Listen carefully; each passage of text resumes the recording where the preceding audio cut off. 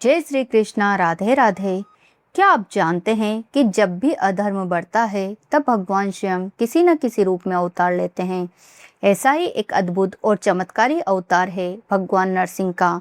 आज की इस वीडियो में हम जानेंगे नरसिंह जयंती की तिथि, व्रत की संपूर्ण विधि, पवित्र कथा और इस व्रत के अद्भुत लाभ। तो वीडियो को अंत तक जरूर देखें, क्योंकि अंत में हम बताएंगे एक ऐसा खास उपाय जो आपके जीवन की बड़ी से बड़ी समस्या को दूर कर सकता है।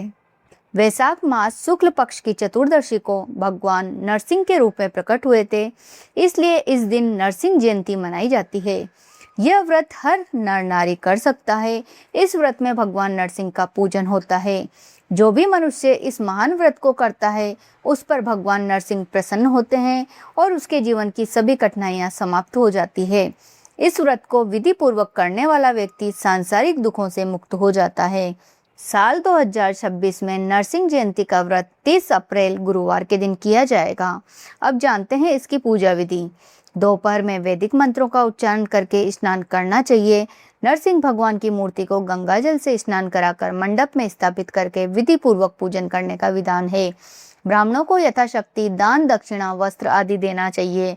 सूर्यास्त के समय मंदिर में जाकर आरती करके ब्राह्मणों को भोजन कराना चाहिए। एकादशी के व्रत की तरह ही इस व्रत में भी नरसिंह जयंती से एक दिन पहले भोजन करना चाहिए।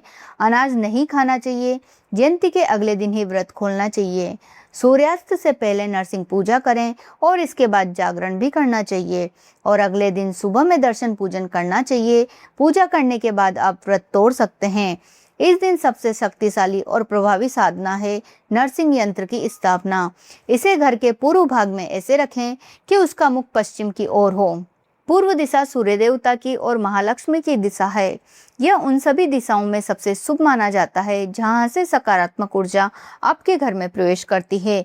जब यंत्र यहाँ रखा जाता है उसकी ऊर्जा पूरे घर में फैल जाती है और सभी नकारात्मकताओं को दूर कर देती है और सौभाग्य, शांति, समृद्धि, सद्भाव और उत्तम स्वास्थ्य प्रदान करता है। इस दिन नरसिंह ऋण मोचन स्तोत्र का पाठ करने से मनुष्य सभी प्रकार के ऋण से मुक्त हो जाता है। अब जानते हैं नरसिंह जयंती व्रत के लाभ।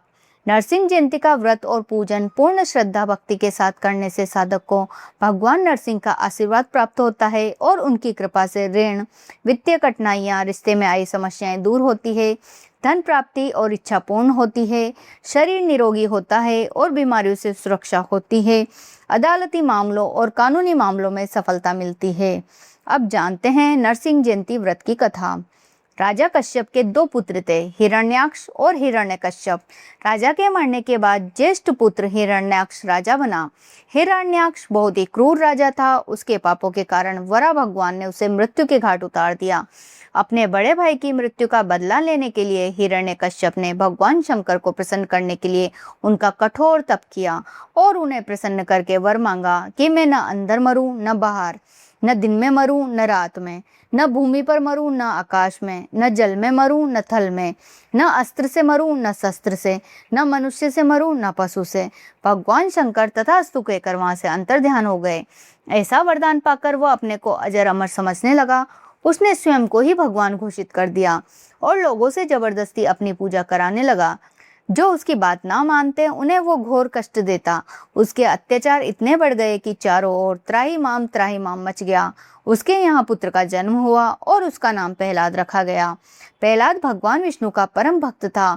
उसने अपने पिता को भगवान मानने से इनकार कर दिया।